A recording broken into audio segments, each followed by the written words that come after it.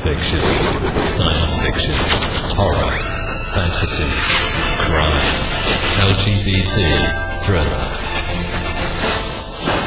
You have now entered the House of Mystery.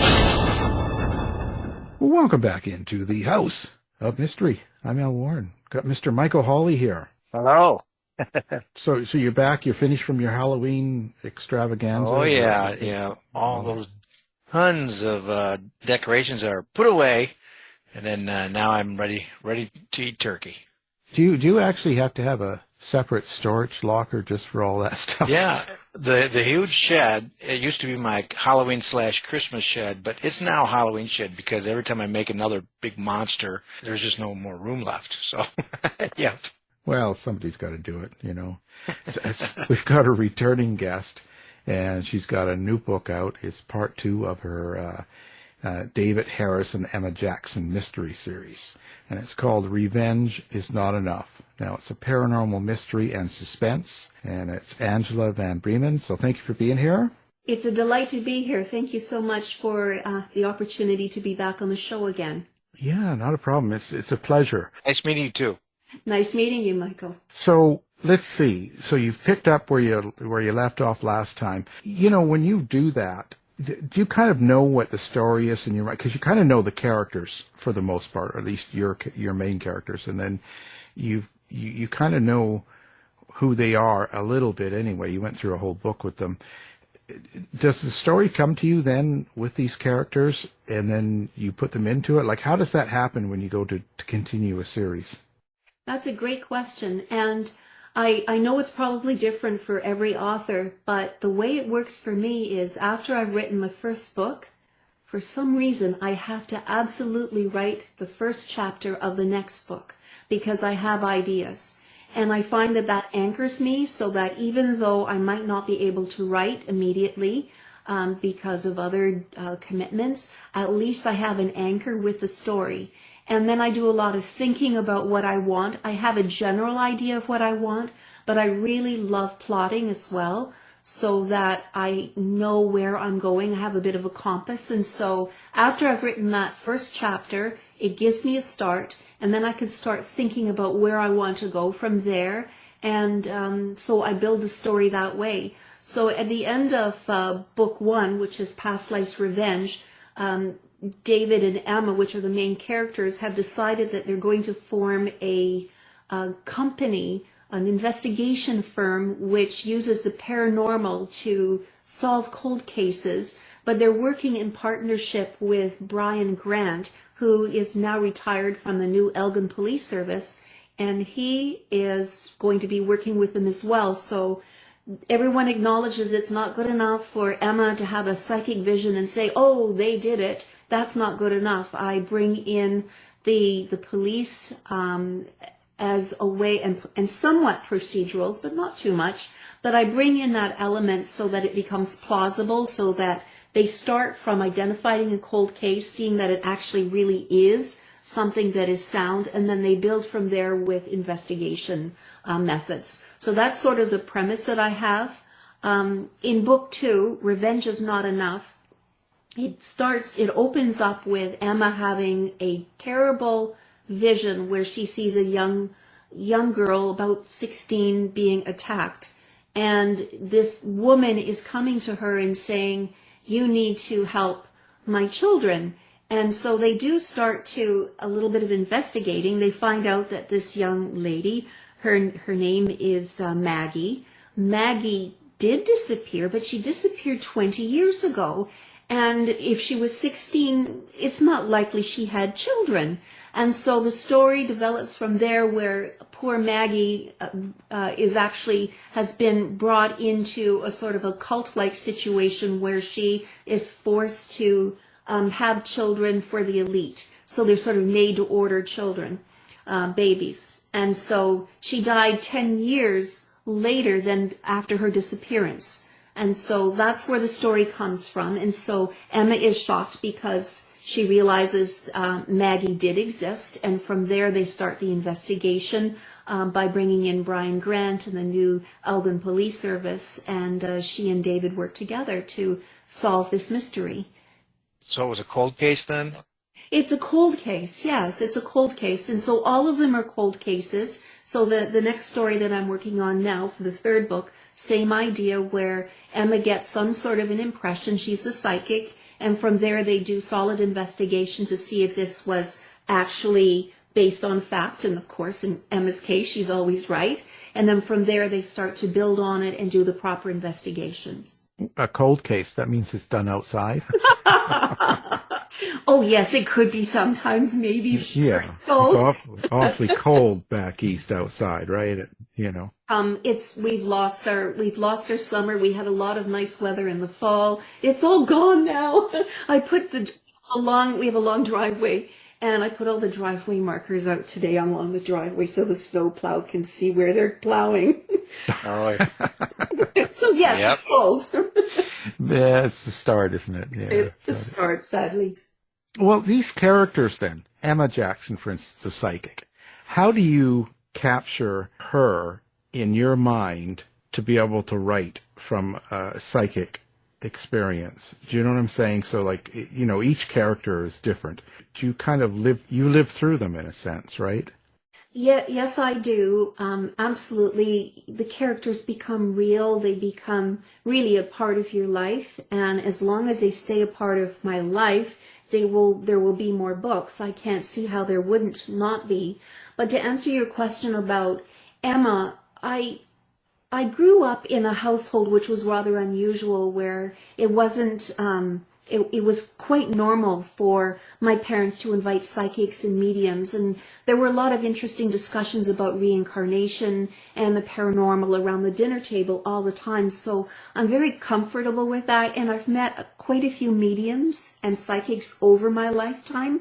So I think that that's why I can draw a pretty good picture of who Emma is. And I also have a very dear friend who is a medium, and so some of the characteristics that Emma has, where she tilts her head to the side when she's listening to her spirit guides, that's what my friend does as well. So a little bit based on quite a few characters that I've met in real life, but this character has been built a tiny bit on my friend as well, who has these charming quirks that have become part of who Emma is.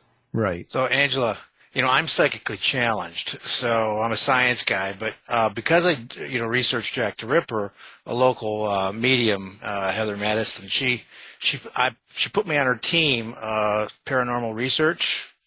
We did it for about 5 years. And I wanted to see, because I had this experience at home that, in my worldview, which is basically denying everything, it just didn't fit. And so I decided, I want to see what's going on. And she shocked me all the time. So I'm more curious about David, if David is that type of person. Well, that's such a great question, Michael. And maybe I should just flip back to the first book just to give you a little bit of history about who David is. So the first book, Past Life's Revenge, David has suffered from debilitating nightmares his entire life, and he doesn't know why.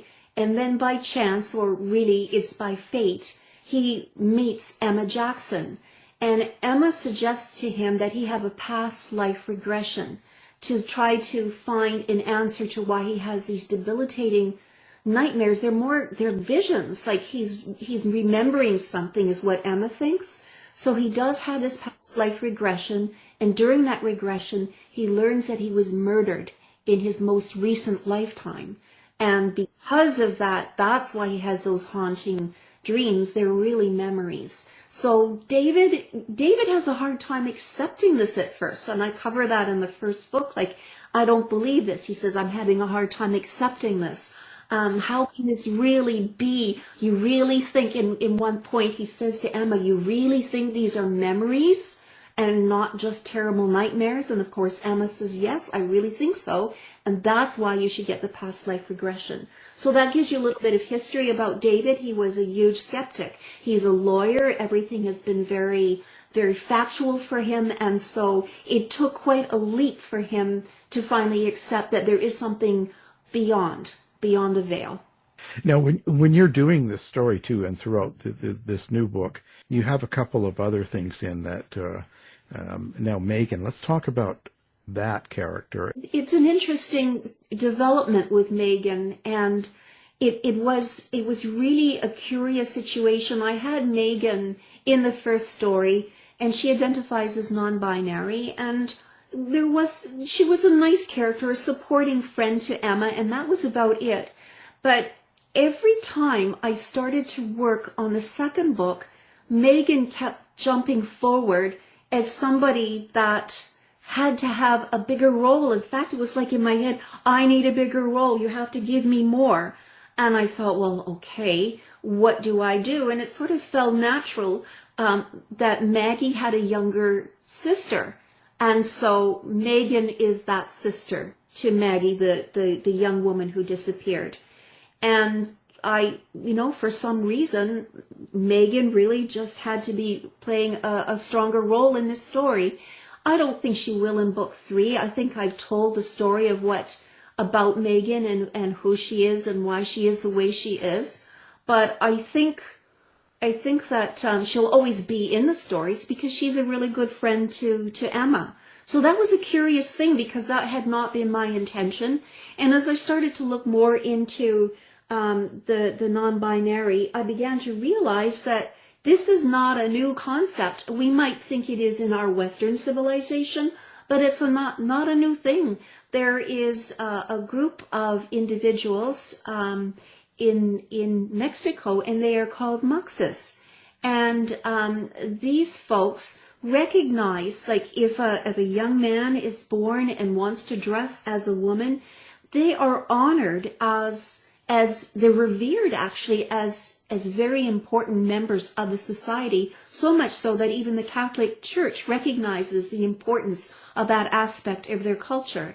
And I just thought that was really interesting. And there's lots of examples throughout history where this exists. And I suppose in my small way, I always like to have some kind of message in my books about awareness, about tolerance, about kindness.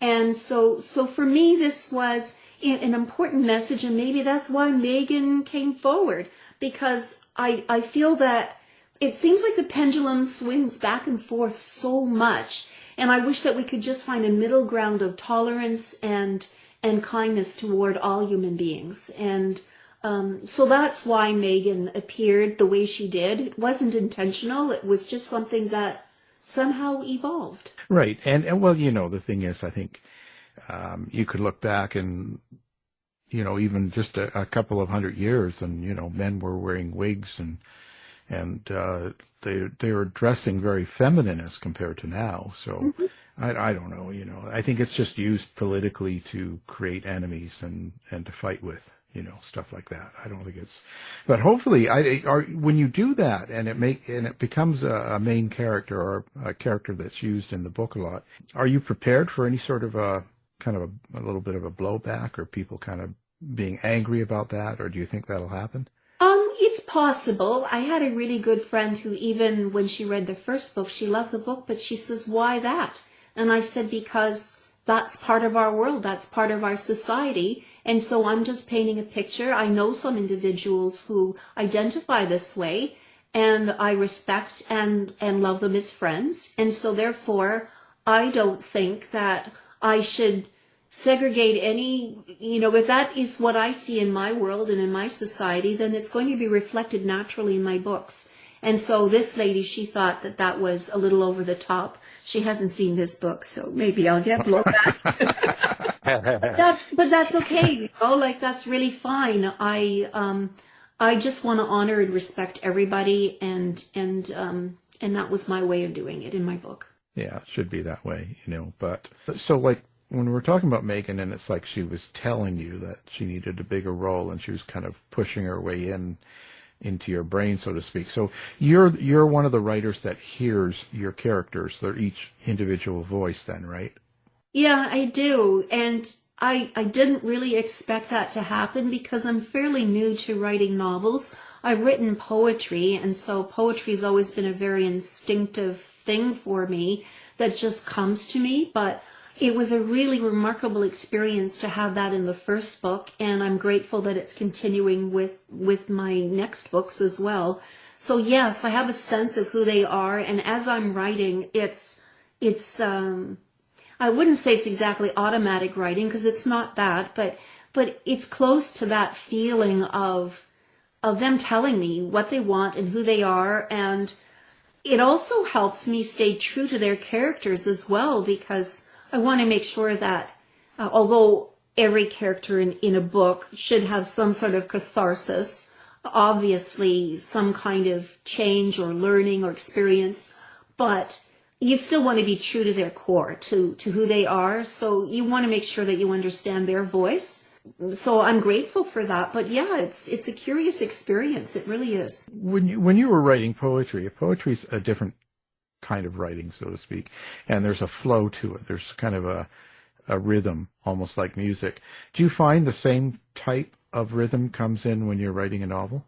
Yes, and I didn't expect that, but absolutely, there is a rhythm, there is a cadence, and there is a rhythm, and if you lose that rhythm, I think that's when the reader feels that something is off, that something isn't flowing properly. So absolutely, I think that perhaps it's my experience writing poetry, but yes, I found, and I didn't expect that to happen, that it did extend to the novel writing as well. Absolutely. So do you have beta readers that read it and then see that flow? Yes, I do. I love beta readers. They're the best. They're my best friends.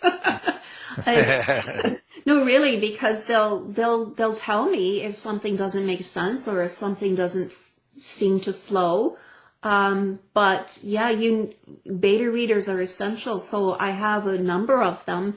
And we'll read each other's books. One is a cozy mystery writer, and so she'll read my work, and then I'll read her work. And so I think that that's very helpful. Also, editors. I mean, editors are important, so terribly important. So Yeah. that whole process is not. It might be a solitary type of existence when you're writing. But once you've finished your work, that's not a solitary thing anymore. There's a team of people that work with you. And for that, I'm extremely grateful. No, it's all about me. What are you talking about? No, it's not. It's not about them. Who are they? Oh. So listen, when you write a novel, how does it affect you as compared to when you write poetry? Like, is there more resonance, less like how does it change? Like, when you come out of a novel like this one you just did and it's published now and you're going for, and did you find that there's been some change in the way you think, the way you write? Is it as instant as when you write poetry and then how you feel afterwards? Like, do you know what I mean? Is it? Yeah, I do know what you mean exactly. So when I'm writing poetry, a lot of those words just come so fast. Like I cannot even have enough time to write it down. So I usually dictate my poems because they come really quickly to me, and I don't want to lose that. And afterwards I can tweak it and grab a little bit more resonance if there's something that's not quite in place or maybe not quite the right word. Because writing poetry is like painting with words. Like it's an incredible experience, and the poems come to me very quickly. It's not a laborious effort. So I thought writing a novel would be maybe a little bit more arduous. But interestingly enough, when I'm in the zone, I'll just write. Like, I'll write 2,500 words. I'll even write 5,000 words in a day. I just write. And it just keeps coming and coming, and I type it as quickly as I can so I don't lose anything. And then what I do the next day typically is I review what I've written. 2 reasons. One, it's a quick edit, not heavy, but it's a quick edit to make sure that I'm on the right track with the storyline. And the second part is it anchors me again to then start writing so that I have that flow to continue with the next with the next chapter. So that's sort of my process. So I'm not sure that I see as much difference between writing the two types of work as I thought I would, But obviously with poetry, it is a little bit faster because I think poetry, I'm very minimalist with poetry. I mean, you say the least amount to get the most effect. So, but it's similar in the way I write novels too. Like it comes so quickly when I'm in that zone. It's like, I remember Peter Ponsa, he's my husband, and he's also a writer. And there was one day we were both at it, we were both writing, and he has a nice little library set up, and I was by the fire typing away on my laptop, and he came out at around 6 o'clock at night and he said to me, "Did you even eat today? You look like, what? You're pale." And I thought, oh no, I don't know. I don't think we did since breakfast. I looked down and I'd written about 5,500 words that day, and I thought, I don't even remember. Like, I just wrote. So yes, when I'm writing, it's pretty fast and furious. But when I'm not writing, I'm still thinking about the stories. And so, for example, with book 3, it's going to be called Revenge, Not Taken Lightly. And in this particular case, all of the cases before that, what I do is I do a lot of thinking first. And so if I have an idea or if I think something will fit a certain way, like during the summertime, neither myself or Peter write very much. We're researching or we're thinking, we're mulling over plot lines. And so in my case, what I do is I'll dictate it in my iPhone, and then I have the thought of the idea, and then I can put it in with my rest of my notes afterward. But I find that way I'm always thinking. I mean, just because you're not writing doesn't mean that you're kind of still writing, if you know what I mean. You're still thinking, your ideas are percolating. And so by the time they finish percolating, I think that's when the coffee can be poured and that's when the writing starts. I don't know. I never think, so I don't. This brain doesn't work. They're excellent, and you do think. So. No, this brain doesn't work. No, it sits and dormant. Okay. Well, so how do you get into the zone for you? Like, do you do things to get yourself into the zone, or does it just happen automatically, or you're just driving and all of a sudden it happens, or do you have a few cocktails? What gets you into that zone? After the percolation that I talked about is finished, I'm in the zone. Or even before that, when I have an idea and I'm driving, for example, I'll pull over and I'll get that idea down, because quite often if you're going for a walk in nature or if you're driving and you're on your own, those thoughts and ideas can come just naturally. So I get those ideas down. So I'm already in the zone when that happens. But there's a point when so many ideas, and I'm actually at that point right now, Alan, where I'm so anxious to start writing book 3. I'm almost ready, and I can feel the zone is starting. So it's there soon. So, and then when that happens, then I start writing, and then it's like, wow, I'll write a lot every day. How do you handle, like, this has kind of got some serious moments in it, in this book. So how do you handle let's say the violence or the more negative forces in the book? I think the opening scene I have in the book, it came to me very quickly, and it shows the vision that Emma is experiencing with Maggie being attacked. After I wrote it, I was a bit shocked that I wrote that, because anyone who knows me thinks it's all light and airy, and and I'm a very cheerful person. But when I wrote that, I looked at it afterwards and I thought, I can't believe I wrote that. And I got more upset after I wrote it and read it. And I thought, oh my gosh. But then I thought, but no, this fits. This is strong. The book is starting with a strong opening, which is always recommended that you do. And it makes sense for the rest of what I'm planning. But it can be a little upsetting if you don't. I guess for what I do is I sort of give myself a protectiveness, so that I do remind myself that although these things do happen, what I'm writing is still a story, but I want it to be believable. So yes, I can get upset about it, but I just have to then step back and say, okay, this is what you're writing. This is your message. It's important. So just go with it, accept it, acknowledge it, and just keep moving forward.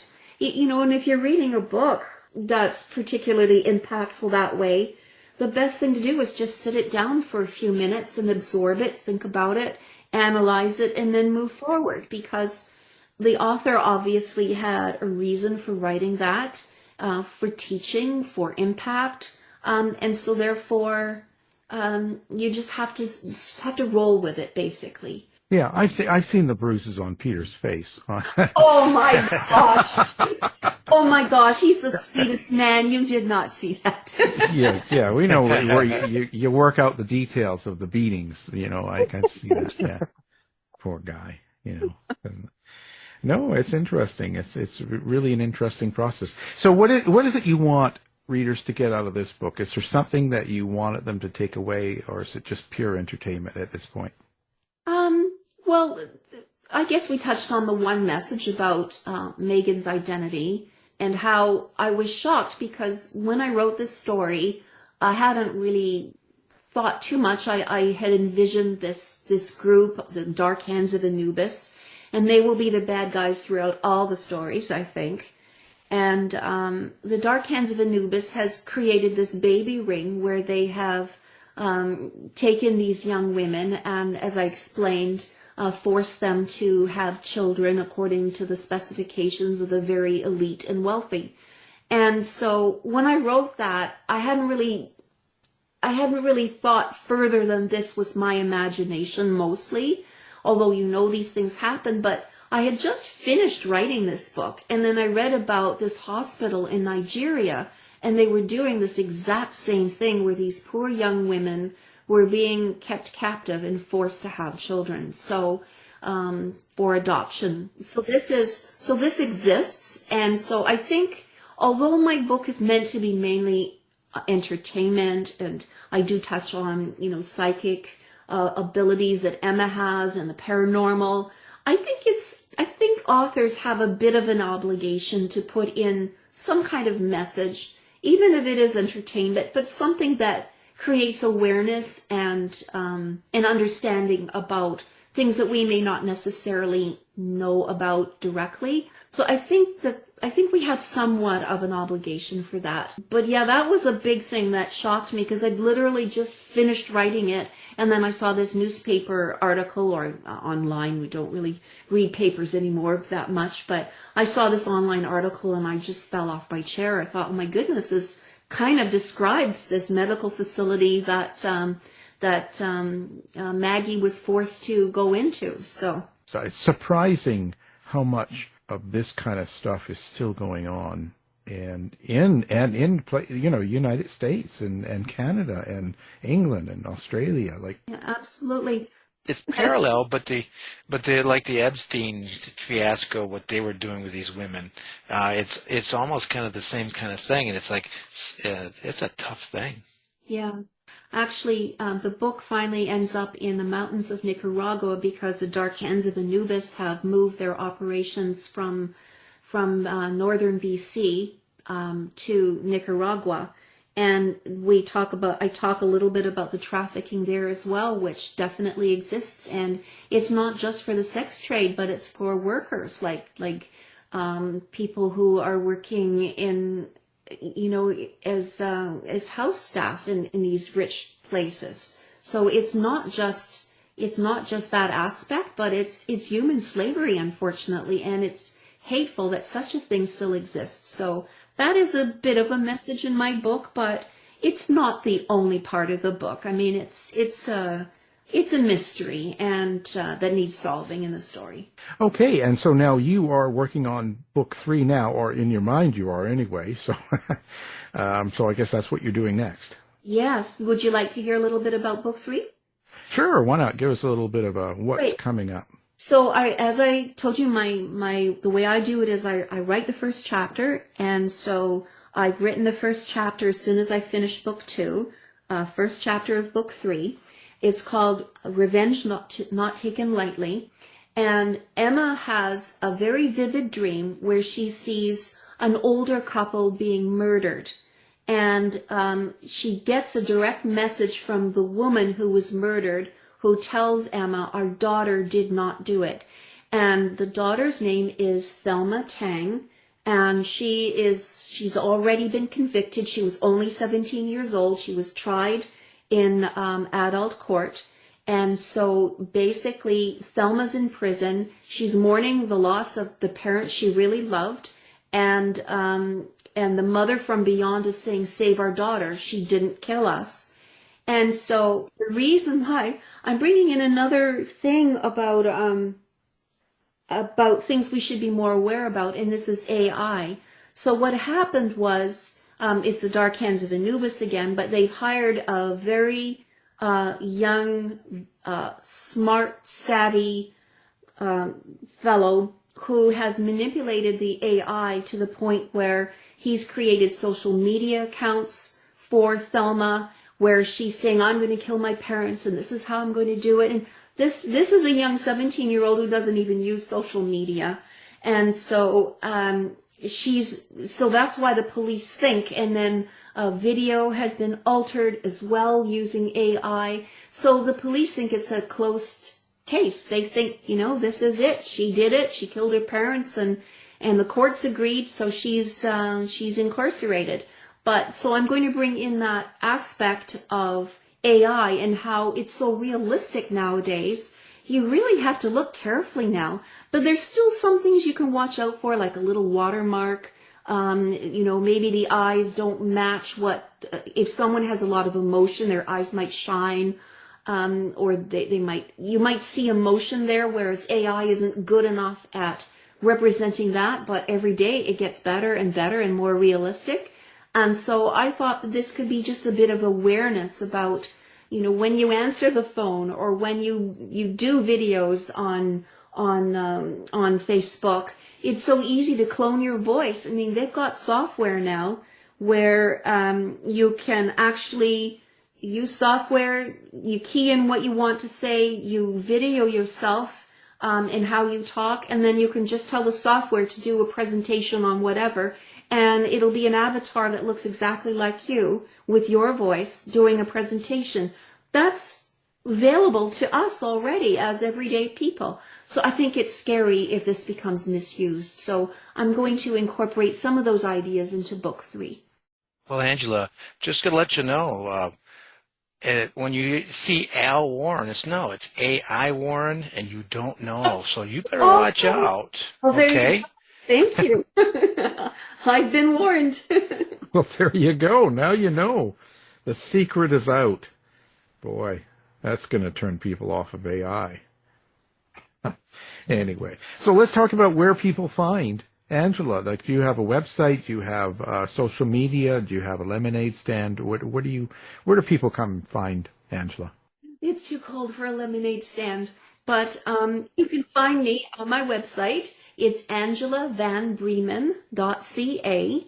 And from there, you can access all the different social media that I'm on. On the website, I have a nice little accessible bar there. You can click on Facebook or Instagram, whichever social media that you would like. So probably the easiest way to find me is to go to my website. Well, fantastic. Now we're going to have that up on our social media and our website as well, so people can find you. And what can I say? The book, Revenge is Not Enough. It's a paranormal mystery and suspense. It's part of the David Harris and Emma Jackson mystery series. It's book 2. And the writer, Angela Van Breemen. Thank you. Thank you very much. It was so nice talking with you both today. Well, it was awesome. This has been a production of the House of Mystery Radio Show. To find out more about our show, guests, or hosts, go to our website at houseofmysteryradio.com.